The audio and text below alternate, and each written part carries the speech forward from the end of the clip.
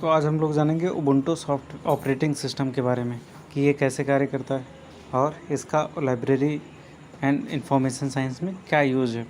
तो operating system के बारे में अगर हम लोग बात करें तो जब भी हम कंप्यूटर या लैपटॉप का पावर बटन ऑन करते हैं उससे और जब मेन विंडो ओपन होता है उस समय तक जो प्रक्रिया होती है उसको बोलते हैं बूटिंग।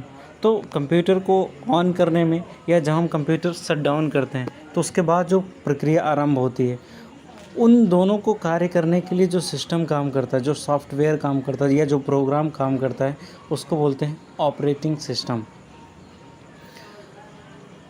इसको एक बूटिंग सिस्टम भी होता है, जैसे MS DOS हम लोग साधारण जो लैपटॉप होता है उसमें MS DOS का प्रयोग करते हैं।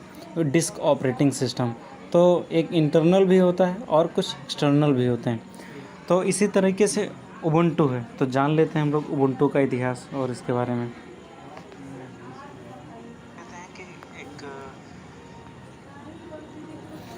तो उबुंटू एक लाइनेक्स की तरह, लाइनेक्स इसका ओल्ड वर्जन था। लाइनेक्स क्या होता है कि बहुत ही उच्च निष्पादन वाला और वेब सर्वर का प्रयोग किया जाने वाला एक प्रमुख ऑपरेटिंग सिस्टम हुआ करता था। लेकिन इसी का एडवांस वर्जन जब लाया गया तो ये रेड हैट के रूप में, फेडोरी के रूप में या उबुंटू के रूप में आया। इसी का एडवांस वर्जन ही है लाइनेक्स का ही। तो इसकी विशेषताएं क्या क्या हैं? तो जो लाइनेक्स की विशेषताएं हैं उसको वही उबुंटू की भी विशेषताएं हैं। जैसे ये निःशुल्क है और इसका कम लागत है और इसका जो पब्लिक लाइसेंस है JNU मतलब जनरल पब्लिक लाइसेंस के साथ आते हैं, सभी के लिए उपलब्ध है। दूसरा स्थिरता भी होता है और ये लिनक्स अन्य प्रणालियों की अपेक्षा में लिनक्स की जो स्थिरता है वो ज़्यादा होती है। अगर कोई वायरस वगैरह आ जाता है तो वायरस से लड़ने की जो क्षमता होती है ज़्यादा होती है, या वायरस आते भी नहीं हैं। निष्पादन क्षमता जो होती है विभिन्न नेटवर्क पर ये भी बहुत ही ज़्यादा होती है। और नेटवर्किंग जो सबसे मेन चीज़ होती है कि सर्वर और ग्राहक से जो जुड़ाव होता है, कनेक्शन, वो भी बहुत ही अच्छा होता है। और नेटवर्क बैकअप का कार्य भी बहुत ही तीव्रतापूर्वक होता है। और ये उच्च लचीलापन, इसका जो सर्वर होता है उसका जो इसके जो नियम होते हैं, उसके जो मानक होते हैं वो बहुत ही लचीले होते हैं। सभी के लिए अनुकूल है, मुफ्त का है, कोई भी इसको संचालित कर सकता है, कोई भी इसका प्रतिरूप तैयार कर सकता है, ट्रांसफ़र कर सकता है।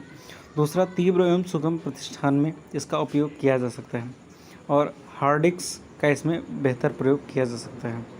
यह मुफ्त स्रोत है, बहुक्रियाशीलता, ये सारी चीज़ें इसकी विशेषताएँ हो गई। अब उबुंटू के बारे में है तो हमने बता ही दिया है कि उबुंटू लिनक्स पे आधारित एक ऑपरेटिंग सिस्टम है जिसका विकास प्रोग्रामरों के द्वारा किया गया था और ये विश्वव्यापी है। ये किसी एक देश में या किसी एक लाइब्रेरी में प्रयोग नहीं किया जाता बल्कि पूरी दुनिया में इसका प्रयोग किया जाता है, जो कि ये निःशुल्क है और सभी के लिए मुफ्त है।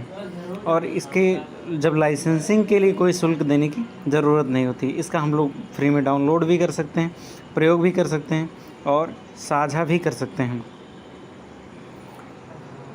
और इसके सभी वर्जन सभी कंप्यूटर में सर्वमान्य होते हैं और इसका संचालन, प्रयोग, परिवर्तन ये सारा जनता के लिए मुफ्त होता है। इसमें कुछ सॉफ्टवेयर भी प्रयोग किए जाते हैं। ये विंडोज़ की तरह ही होता है उबुंटू सॉफ्टवेयर, ज़्यादा अंतर नहीं होता है, हालांकि उसका कुछ नाम अलग होता है। जैसे विंडोज़ में MS ऑफिस होता है तो उबुंटू में क्या होता है, ऑफिस सूट, जिसमें .doc, .xls, .ppt मतलब वर्ड जैसे MS वर्ड होता है विंडोज़ में, ऐसे ही वर्ड प्रोसेसर इसमें होता है। स्प्रेडशीट MS एक्सेल होता है विंडोज़ में, माइक्रोसॉफ्ट विंडोज़ में इसमें स्प्रेडशीट होता है। उसमें प्रेजेंटेशन करने के लिए पावर पॉइंट होता है, इसमें प्रेजेंटेशन के लिए दूसरा सॉफ्टवेयर होता है। तो ऑफिस सूट होता है जैसे उसमें MS ऑफिस होता है। ऐसे ही डेस्कटॉप ईमेल क्लाइंट ऐसी सुविधा होती है। ईमेल प्रोग्राम की उत्पत्ति के लिए भी उसके इंटरफेस वगैरह का सुविधा प्रदान किया जाता है। सॉफ्टवेयर इसमें सम्मिलित होते हैं। वेब ब्राउज़र की भी सुविधा है, फायरफॉक्स जैसी लोकप्रिय वेब ब्राउज़र भी इसमें शामिल हैं। अन्य सॉफ्टवेयर भी इसमें हैं जैसे वीडियोग्राफी, PDF को पढ़ना और अनुप्रयोगों करना, छवियों को संपादित करना, ये सारे कार्य हम लोग कर सकते हैं। अपडेट और बग फिक्स, उबुंटू का जो सॉफ्टवेयर है वो अन्य जैसे विंडोज़ या अन्य किसी भी ऑपरेटिंग सिस्टम की अपेक्षा वायरस से लड़ने में बहुत ही ज़्यादा माहिर है और बहुत ही ज़्यादा सक्रिय है। और उबुंटू को इंस्टॉल करने का भी बहुत ही आसान तरीका होता है कि इसमें हम साधारण तरीके से जिस तरह से इंस्टॉल करते हैं अन्य ऑपरेटिंग सिस्टम को, इसी तरीके से F1 को दबा करके डिफ़ॉल्ट इंस्टॉल कर सकते हैं। और ये बहुत ही साधारण तरीका, इसका ये तरीका है डिफ़ॉल्ट करने का। पहले हम F1 दबाएंगे, फिर उसमें ढेर सारे ऑप्शंस आएंगे, फिर उसको हम लोग इंटर करेंगे और इस तरीके से हम लोग CD रोम में जो हमारा उबुंटू सॉफ्टवेयर होता है उसको लगा करके CD रोम का, तो उसकी जगह पे हम लोग CD रोम के रूप में जो हमारा पेन ड्राइव होता है या हार्ड डिस्क होता है एक्सटर्नल, उसके प्रयोग से हम लोग ये कर सकते हैं। जिस तरह के से साधारण प्रोग्राम को इंस्टॉल किया जाता है उस तरीके से उबुंटू सॉफ्टवेयर को भी इंस्टॉल किया जा सकता है। इसका बुक में भी मैं दिखा देता हूँ एक बार कि बुक में किस तरह से दिया गया है। जैसे आप ये देख सकते हैं, जब आप उबुंटू को शुरू करेंगे तो आपको इस तरह से दिखाई देगा। फर्स्ट बूट स्क्रीन जब पहली बार शुरू होता है उबुंटू तो इस तरह से दिखाई देता है। MS-DOS भी इसी तरीके से बिल्कुल आपको दिखाई देगा ऑपरेटिंग सिस्टम, और जिस तरीके से हम उसमें इंस्टॉल करते हैं ये भी इंस्टॉल होगा। अब चूँकि ये मुफ्त में है, वो जो विंडोज़ होता है वो काफ़ी महंगे आते हैं, तो उसकी अपेक्षा ये मुफ्त में है, तो ये सभी के लिए आसानी से उपलब्ध करने वाला है। तो ये उबुंटू सॉफ्टवेयर का इसीलिए लाइब्रेरी या कॉमन प्लेटफॉर्म्स पे इसका यूज़ किया जाता है। अब उबुंटू जो फाइल सिस्टम है इसके बारे में हम लोग जान लेते हैं। एक होता है बूट डायरेक्टरी और एक होता है होम डायरेक्टरी।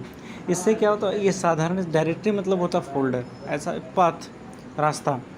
तो जैसे हम लोग फ़ोल्डर बनाते हैं डेस्कटॉप पे, राइट क्लिक करके हमने फ़ोल्डर बना दिया, तो उसमें कुछ कमांड होते हैं, कॉमन कमांड, जिसका हम लोग प्रयोग करके विभिन्न कार्य करते हैं। तो इसमें जैसे स्टार्ट्स दिया है, एक्सकिल हो गया, LIS हो गया, AWK हो गया, CD, CHMOD, ये सारे कमांड हैं।